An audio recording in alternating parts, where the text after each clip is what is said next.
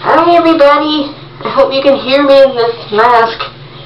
I just want to let you guys know that Wilson came in yesterday.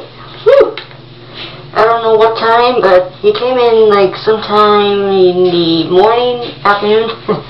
But here's my plush buddy Blade. He's a cutie. I love him and I slept with him. I took him out for dinner. I even watched Puppy Master number 4 and Celebration. So here he is. He's my little guy.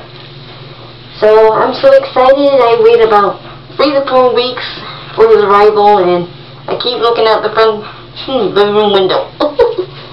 So yeah, here he is. Look at the twins. So that's all I want to say. So doodles.